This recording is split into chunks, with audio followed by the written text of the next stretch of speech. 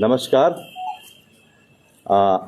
जैसा कि आप सभी लोग जान रहे हैं कि 1 सितंबर 2025 को माननीय सुप्रीम कोर्ट के आदेश से देश के 25 लाख और प्रदेश के 2,60,000 से अधिक शिक्षक आज टेट अनिवार्यता के प्रकरण से अत्यंत प्रभावित हैं। उनके सामने आजीविका का प्रश्न खड़ा हो गया है।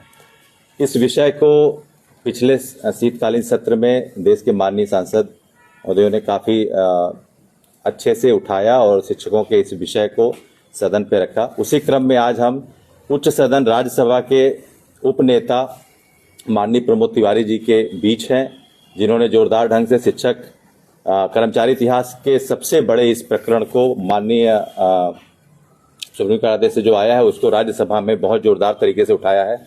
तो एक ग्रेटिट्यूड पूरे शिक्षक समाज की तरफ से हम ज्ञापित करने आए हैं और हम कुछ बात करेंगे अपने माननीय सांसद से। पहले तो नेता जी आपका बहुत बहुत आभार सांसद जी कि आपने इस विषय को उठाया उच्च सदन राज्यसभा में। जैसा कि आप जाने कि ये जो फैसला आया, जो जनरलाइज कर दिया गया, जिसमें रेट्रोस्पेक्टिव इफेक्ट आया, मतलब अधिनियम जो था हमारा निःशुल्क और अनिवार्य शिक्षा अधिनियम 2009, तो सांसद जी वो 2009 का अधिनियम था, लागू हुआ 23 अगस्त 2010 और कुछ जगह पर 29 जुलाई 2011। उसके पहले के शिक्षक इसमें सामान्यकृत करके आ गए हैं, तो आप किस तरह से इसको देख रहे हैं? देखिए, एक होता है नेचुरल जस्टिस जी। ये जो जजमेंट है ये प्राकृतिक न्याय के खिलाफ, नेचुरल जस्टिस के खिलाफ। एक बार जब उनकी नियुक्ति हुई शिक्षकों की, तो उनकी पात्रता उसी समय टेस्ट हो गई।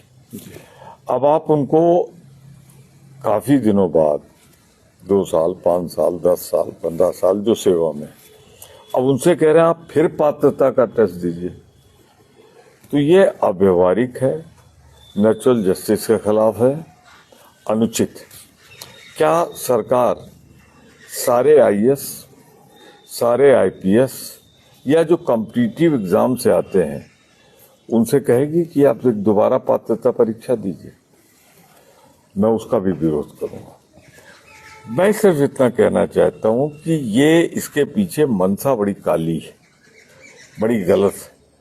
वो व्यवसायीकरण चाहती है शिक्षा का। शिक्षा और स्वास्थ्य एक दो ऐसे मुद्दे हैं जिनका व्यवसायीकरण नहीं किया जाना चाहिए। देश में कितनी शिक्षा थी 1947 में? बढ़ते बढ़ते बढ़ते बढ़ते अगर यहाँ पहुंचा है तो प्राथमिक माध्यमिक शिक्षकों का योगदान है।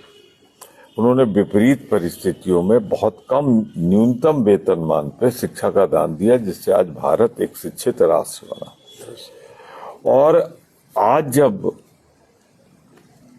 एक स्थिति ऐसी आ गई है कि जहां देश को और कंपटीशन में, अब तो जी दुनिया नहीं रही, एक ग्लोबल विलेज हो गया, पूरा एक गांव हो गया है पूरी दुनिया। जी।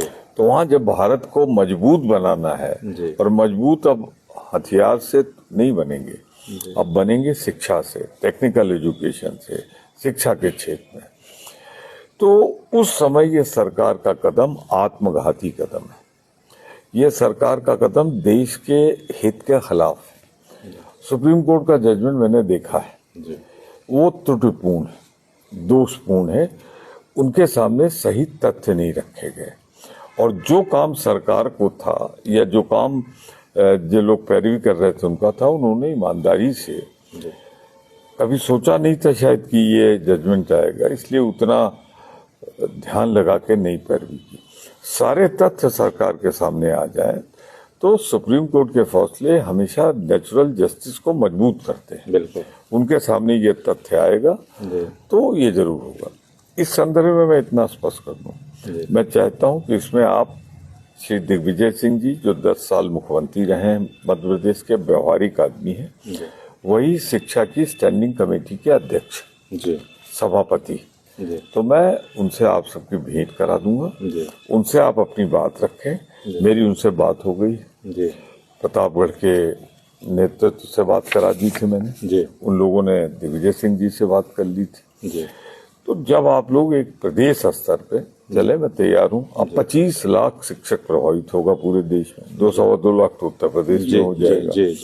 इतनी बड़ी लड़ाई को वो हमारी शुरुआत थी। हम इसमें आपके साथ अंतिम क्षण तक रहेंगे, और जब तक इसको परिवर्तित नहीं करा लेंगे, पहले कोर्ट से, जी रिव्यू होना जी चाहिए जी उसका। प्रोसीजरल है जो जी कर लें, जी फिर पार्लियामेंट में, जी और फिर उसके बाद हमारा वादा है जी कि हम सत्ता में जब आएंगे तो इसको, आपकी जो मांग है, इसको हम 100% लागू करेंगे। इसलिए नहीं कि वो आपके हित में, जी। इसलिए कि वो देश के हित में। जी जी अगर शिक्षा नहीं हुई तो फिर कुछ नहीं हो पाएगा। जी और यही पंडित जवाहरलाल नेहरू ने शुरुआती दौर में जी शिक्षा को दोनों जगह रखा था समवर्ती सूची में, जी, जी। संविधान में, जी। अम्बेडकर जी ने, जी। जिससे कि दुगना विकास हुआ, उल्टा हो गया। जी हम सब उस समय एक मांग होती थी, जिस गांव में जाओ कि साहब स्कूल खुलवा दीजिए, प्राइमरी हमारे यहाँ, जी जी माध्यमिक खुलवा दीजिए हमारे, जी। हाई स्कूल हम लोग खोल रहे हैं।